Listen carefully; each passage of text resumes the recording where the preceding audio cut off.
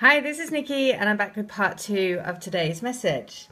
And so this is a gold coin, and if you've had energy reads from me, you'll know that there is a card that is with a woman holding. There is a card with a woman holding a coin and a man holding a coin, and it is the coin of truth. And when I first started doing this channel, and one of the first healings, or quite early on, I did a healing for somebody, and her divine masculine gave me a gold coin in the healing, and not literally, in spirit, you know. And at the time, I was like, "Why are you giving me a gold coin?" And he said, "Because you hold the coin of truth." And then shortly after that, I bought a tarot deck, and in that deck, it had woman and man holding a coin. And so it's significant because it says that you hold the coin of, you are the golden coin for each other, as in you hold the twin flame energy, unleashes the treasure within, the gold within, like the gateway to opening up to the golden energy. And so I'll tell you why this is significant, because in the first video today, I referenced a lady who has had come to me, and I include her in the second book that I do of the Divine Love Letter books. And I say that basically she was a lady who came to me when she was out on the street. She's got 4 kids. She could feel her twin flame energy around her, but she hadn't met him yet. And I channeled her a letter, and her story is in the first part of book 2 of the Divine Love Letter books that I do. And yesterday she sent me an email update. So I'm going to read it to share an update so that we all know that things are happening. It is not just a crazy mystery ride to nowhere that you're on. So she says, "Okay. So I've been wanting to write to you for a long time. I'm so sorry I haven't been. Life has been crazy busy since we last talked. I'm trying to support my family the best I can, and with 6 of us total, it's not easy. Therefore, I'm always busy, but I promised myself that I would take a minute to write to you today, so that's what I'm going to do. So the last time we talked, I had a job and was living with my mother. Long story short, she kicked us out. She and I have issues that stem way back into my childhood. Lots of hard feelings there. So she decided to kick us out and make us figure it out on our own. Of course, I had my job and money saved up, so I took some of that money and paid for a monthly stay at a local cheap hotel. Unfortunately, hotels aren't cheap, so I couldn't afford very long. I ran out of money and started calling local churches to help. One church put us in a different hotel for a week, so we packed up again and moved. I met a lady there who lost her home to a fire. We got to talking, and she wanted to help me and the kids where she could. After the week the church paid for, we had nowhere to go. I was so scared we were going to end up back on the streets, this time in a new state and no one to turn to for any kind of help. So the lady knew of a cheaper hotel and paid for me to stay there for 2 nights. It was all she could afford. After those 2 nights, I asked the front desk to let me stay for 2 nights for free if they had my debit card in their safe, and I promised I would pay for the 2 nights after I got paid in 2 days, and pay for a whole month on top of it, since they were so much cheaper than where I was staying. Thank goodness they agreed. We had been there for about 3 weeks, and this guy comes out of nowhere. He stayed 2 nights at the hotel in the room next to mine. During the first night, he just kept telling me he wanted to spend time with me. Of course, my life was so complicated. The last thing I wanted or needed was a relationship drama in my life, so I politely turned him down repeatedly. However, he kept trying. He kept telling me there was something about me he couldn't put his finger on, but it was like a brilliant light shining from me. He couldn't help but notice and be pulled to. So he got me to agree to spending 1 night together. And it's not what you were thinking. After I put the kids to bed in my hotel room, we sat outside my room right next to the door so I could be by the kids, and talked. Talked until the sun came up. He told me his story and I told him mine.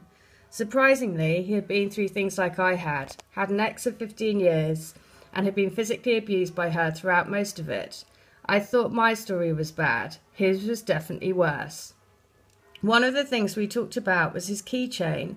I had noticed there was a coin hanging from it. I asked him what it was. When he showed me, I started crying. You see, there was this angel coin I found when I lived in Colorado. This is the coin. One day when I was walking to the store, I found it on the ground. It was a coin with an angel on both sides. I had never seen anything like it, so I picked it up and kept it. I stuck it in my backpack and forgot all about it, honestly. However, when he showed me the coin on his keychain, it matched mine. It was the exact same coin. Now, the thing about this is I have this coin on the crystal grid that I do. I'm not at home at the moment, so I can't show you, but this particular coin, I also have it on the crystal grid. So, however, I asked him where he got it from. He said he got it from the hotel clerk the day before. He figured the hotel clerk thought it was a quarter and gave it to him in his change. He thought it was neat and took it as a sign from God, so he kept it, drilled a hole in the top of it and added it to his keychain for luck. He asked why that made me cry. I told him to wait a second, went into my hotel room and brought my coin out. They matched. We looked it up and asked around.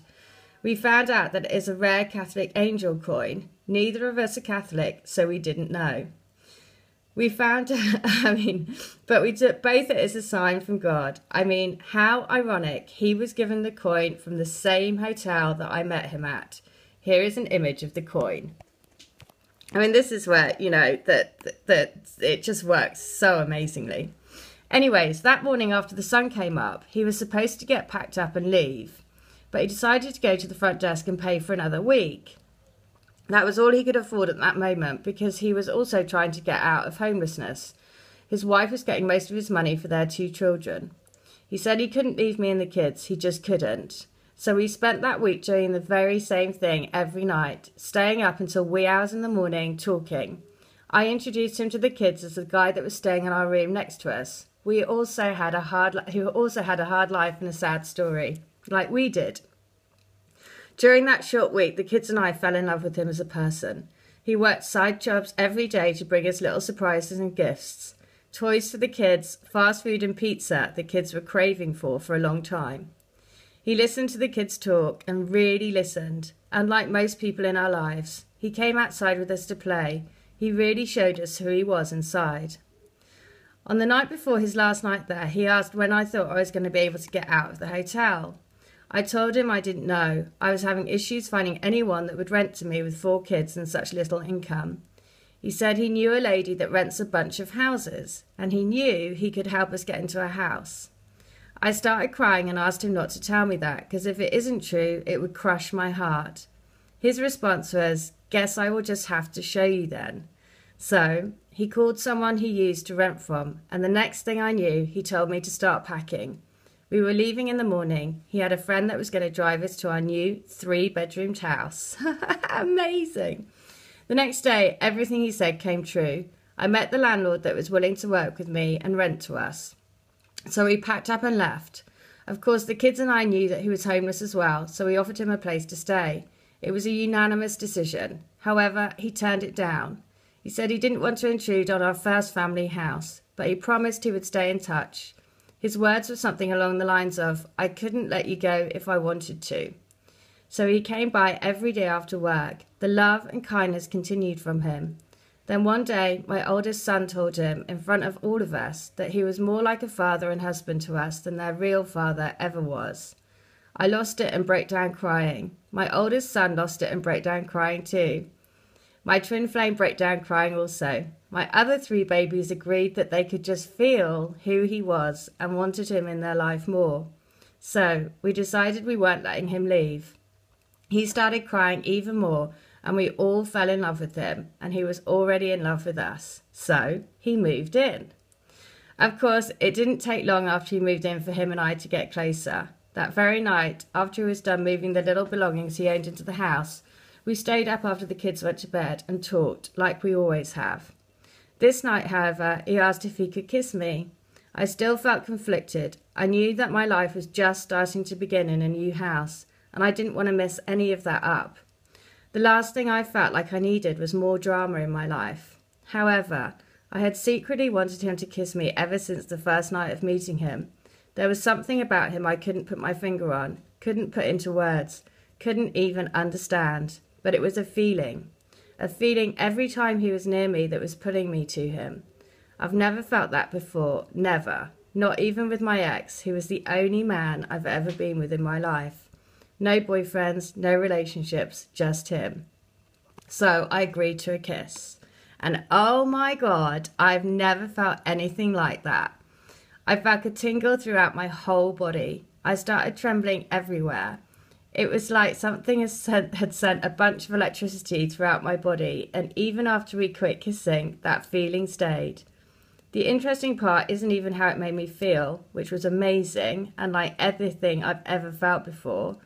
No, the interesting part is when I backed away from him after the kiss and realised I had been trembling so much that I didn't even notice how much he was trembling, until I backed away and opened my eyes. We stayed close after the kiss was done, and just stared at each other. We stared into each other's eyes, heart and soul, for what seemed like forever, and simultaneously felt like no time at all. I think I started blushing. It's hard to tell. I couldn't see my own face, but I felt flushed, and then he spoke. He broke the silence. You see, he had never married his ex that he had the children with. He'd never been married at all in his life. Even though he spent 15 years with her, raised 2 children with her, he knew she wasn't the one he wanted to be married to. In fact, he was emancipated at age 16 and had been on his own ever since. He knew from a young age he wanted a family. That's all he ever wanted. And even though he had children with a woman, he knew he never loved her enough to marry her, because he was only going to be married once in his life, and he knew it would never last with his ex. But after our first kiss, after he made my body and soul feel something I didn't even think was possible, after he stared into my eyes while we both sat there trembling, he spoke. He said, "I'm going to marry you. You are the one. I'm not asking you to marry me yet. I think it is too soon for that. But just know that I plan to spend the rest of my life loving you. You've taken my heart and so have those kids. You are the family God made specifically for me. I knew you were out there. I just didn't know who you were yet or how to find you." My heart melted. Absolutely melted. It felt like it was going to give me a heart attack. I looked at him and said yes. It just fell out of my mouth before I even knew what I was saying or thinking. The short amount of time I knew him didn't matter. I could feel that he was the one. He asked what I was saying yes to, and I said, honestly, I don't know. But I do know I am saying yes to you. Whatever that may bring, I have fallen in love with you. Every time I think I can't love you more than I already do, something happens and I fall even deeper in love with you, even when I didn't think it was possible to love you more than I already did. And I can't imagine life without you. You're stuck with me. So, she ends with, life isn't perfect because life isn't perfect. However, it is perfect at the same time because I'm going through those ups and downs with him, and it makes it all worthwhile. I'm head over heels in love with him, mind, body and soul. There is no way of explaining the feeling of being with the person God intended for you to spend eternity with. No words, absolutely no words, but that feeling. Oh my God, that feeling inside is phenomenal. That feeling is something I could never let go of. It is absolutely intoxicating. I thank God that we have found each other every day. He and the kids are my everything, and nothing will ever change that. Well, all I can say is, amazing. I am so beyond happy for this lady. And that story just gives everyone, and throughout that, I'm just like, even the words that are used have come through in channeled letters for people. So it's just amazing. You know, this is the truth. This is actually what's going on. This woman was out in the streets, hadn't met her twin, now living together in a home with her 4 children with a job. I mean, really, miracles are happening. So, thank you for sharing. And remember, this is the coin of truth. You both hold the coin of truth for each other to unleash that golden energy to work wonders in your life. All right, take care. Bye.